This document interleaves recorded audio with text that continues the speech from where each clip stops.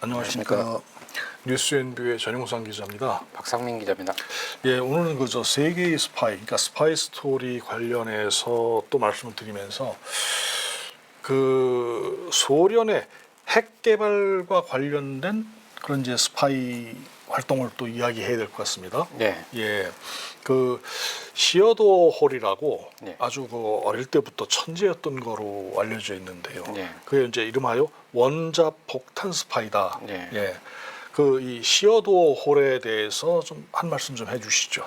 시어도 홀 같은 경우에는 당시 2차 대전 당시에 미국이 원자폭탄 개발을 위해 가동했던 맨하탄 계획, 네, 예, 맨하탄 그 계획에 참여했던 과학자 중에 한 명이고요. 하지만 당시에 많은 과학자들 중에서 가장 최연소, 당시 나이가 19세 최연소 과학자, 당시 최고의 과학자들로만 그렇게 다 불러서 했던 거 아닙니까? 예, 그 로스 엘레모스라고 하는 연구소에 들어가서 원자폭탄을 개발하는데 크게 공헌을 했던 그런 과학자 중에 한 명인데요. 하지만 기본적인 성향은 공산주의를 신봉했던 공산주의자였고요. 그리고 당시에 미국과 영국에 의해서 이 맨하탄 계획이 가동되고 있었거든요. 그런데 만약에 이 계획이 성공을 해서 폭탄이 미국이나 미국과 영국이 폭탄 개발에 성공을 할 경우에 그 이념 경쟁에서 공산주의 진영이 크게 뒤질 수 있다. 그렇죠. 이런 위기감을 갖고 소련의 이 극비 연구 결과들을 계속 넘겨줬네. 전달하기로 이제 결심을 하고 야. 그렇게 이 스파이 행각을 벌이게 됐죠. 근데 사실 그때의 미국 쪽이나 이쪽에서는 이제 맨하튼 계획이 바로 이제 그 원자탄을 만드는 그런 계획이었었고, 당시에 그러면 소련은 스탈린이 있었나요? 네, 그때 스탈린이었고 그리고 NKVD라고 지난번에 그 주디스코플론 소개할 때 말씀드렸던 소련의 당시의 정보기관이 NKVD라고 하는 정보기관이었거든요.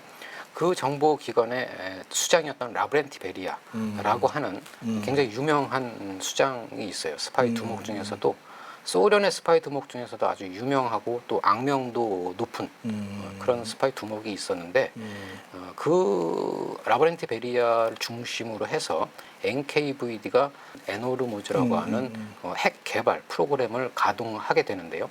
그 중에 핵심적인 스파이가 중에 한 명이 바로 오늘 소개해드린 시어도 홀이었습니다. 예, 우선 시어도 홀을 본격적으로 소개를 해드리기 전에 소련의 핵 개발을 잠시 좀 설명을 좀 드리면은 에노르모즈 작전이라고 하는 그 계획이 있었는데요. 맨하탄 계획과는 달리 거의 소개가 안 됐었던 내용이라서 청취자분들께서 굉장히 생소한 작전으로 아마 여기실 거예요. 독일의 오토 한 그리고 프리츠 스트라스만이라고 하는 두 그 과학자가 있었는데요.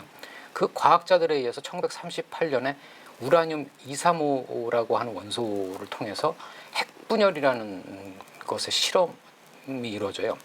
그 핵분열에 의해서 우라늄 235의 원자들이 중성자를 흡수하면서 엄청난 에너지를 발산한다라고 하는 것이 실험으로 입증이 돼요. 이 이후에 그 에너지는 그냥 일반적인 에너지를 넘어서 무기화할 수도 있다라고 하는 가능성이 지속적으로 연구 결과로 나오면서 당시에 영국, 미국, 소련 거기에 이제 물론 나치 독일도 같은 시기에 원자폭탄 개발을 위한 계획을 가동하기 시작해요. 하지만 이제 최종적인 승자는 미국이었죠. 맨하탄 계획이 성공하면서 미국이 가장 먼저 원자폭탄을 제작하는 데 성공했고 이제 그런 과정이 있었는데 영국이나 소련도 같은 시기에 사실은 원자폭탄 개발을 하고 있었어요. 그 당시 핵분열 연구 이후에 영국에서는 튜브 합금 프로젝트라고 하는 비밀 연구를 통해서 원자폭탄 개발 계획이 이루어졌다가 이것이 이후에 미국의 맨하탄 계획과 합류를 해요. 그래서 결국에는 영국과 미국은 맨하탄 계획을 통해서 원자폭탄의 개발을 사실상 그랬구나. 공동으로 성공을 하죠. 물론 이후에 맨하탄 계획 이후에 영국은 또 따로 원자폭탄을 개발을 해요. 하지만 소련 같은 경우에는 당시 어떤 상황이었었냐면은 1940년에 똑같이 영국이나 미국하고 비슷하게 이 원자폭탄 개발, 그러니까 핵분열의 무기화 가능성에 대해서 연구를 하고 관련된 위원회를 만들고 활동은 해요. 하지만 이때 그 이후에 어떤 일이 벌어지냐면 히틀러가 1941년 6월에 히틀러가 불시에 침공을 하게 돼요. 소련을. 그래서 독소 전쟁이 발발을 하게 되죠. 독소 전쟁이 발발을 하다 보니까 초창기에 스탈린 같은 경우에는 굉장히 수세에 몰렸었거든요. 처음에 그랬죠. 예, 그러다 보니까 1940년부터 원자폭탄 개발 연구를 시작은 했지만 소련이 나치 독일을 막아내느라고 이 원자폭탄 개발 연구를 할 수 있는 여력이 없어요. 즉시 전력이 가능한 무기가 필요한 것이지 막대한 재원이 들어가야 하는 원자폭탄을 개발할 수 있는 여력이 없다 보니까 이때는 아무 사실상 거의 그렇죠. 위원회나 계획이 백지화되는 이제 상태까지 갔어요. 그러다 1942년경에 이제 모스크바 근방에서 공방전이 벌어지고 그 소강 국면에 접어들어요. 이때부터 이제 소련의 핵무기 개발이 사실상 시작이 돼요. 하지만 이때도 마찬가지로 소련에는 원자폭탄을 개발할 수 있는 재원, 뭐 예를 들어 자금이라든가 시설이라든가 또 인력이라든가 이런 것들이 거의 없었어요. 전쟁을 하다 보니까 히틀러를 막아내느라 여념이 없다 보니까 그런 기반을 아무것도 가진 것이 없었고 이때 그래서 스탈린이나 NKVD 수뇌부가 생각을 한 게 뭐 쉽게 얘기해서 우린 돈은 없지만 스파이들은 있다. 영국과 미국에 깔아놓은 첩보망이 있다. 그 첩보망을 통해서 원천 기술을 빼오자 훔쳐오자. 그렇게 시작이 되면서 에너루모즈라고 하는 소련의 원자폭탄 개발 계획, 그러니까 핵 개발이죠. 핵무기 개발 계획이 시작이 되고요. 소련이 가장 많은 공을 들였던 것이 사실은 미국이긴 한데 그 방첩 활동이 워낙에 촘촘하게 이루어지다 보니까 소련 스파이들이 핵 개발과 관련된 어떠한 정보도 얻는데 아주 어려움을 겪었어요.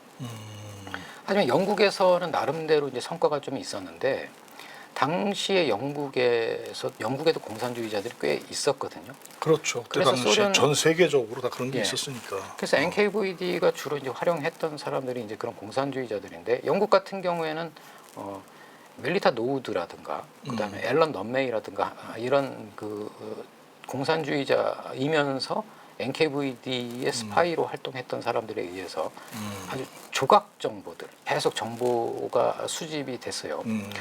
그러다가 사실은 원자폭탄 스파이 중에 가장 대명사는 클라우스 푹스라고 하는 독일계 영국으로 망명한 독일인 과학자예요. 그 사람이 독일에서 개발에 참여했다가 아니요. 영국? 독일에서 공산주의자였는데 나치에 의해서 나치의 핍박을 피해서 영국으로 망명을 하게 돼요.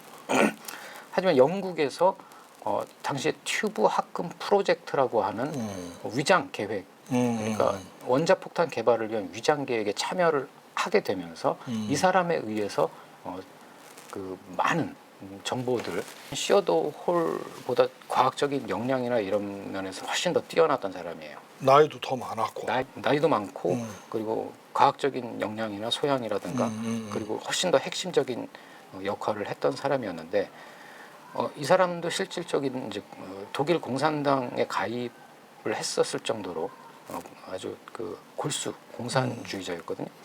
이 사람에 의해서 1942년경부터 영국에서 그 가동됐던 원자폭탄 개발 계획의 기밀들이 소련으로 이제 유출이 되게 결국 얘를 통해서 넘어갔네. 가장 핵심적인 것은 클라우스 푹스를 통해서 다 넘어갔어요. 사실은.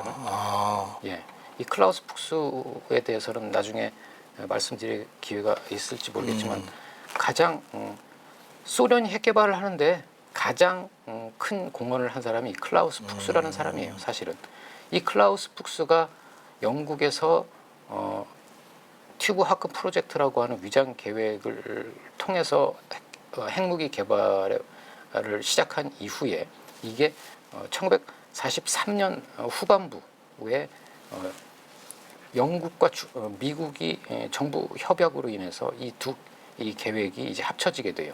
그래서 클라우스 푹스가 미국으로 넘어가면서 맨하탄 계획에 합류를 하는 거예요. 예. 그래서 맨하탄 계획에 합류하고 로스알레머스 연구소로 들어가면서 이제 나중에 핵무기가 원자폭탄이 완성이 되거든요. 근데 이제 그 오늘 전에 소개해드린 시어도홀 같은 경우에는 바로 그 로스알레머스에서 클라우스 푹스와 다른 루트로 소련 정보기관에 원자폭탄의 기밀들을 전달한 이제 그런 스파이라고 할 수 있습니다.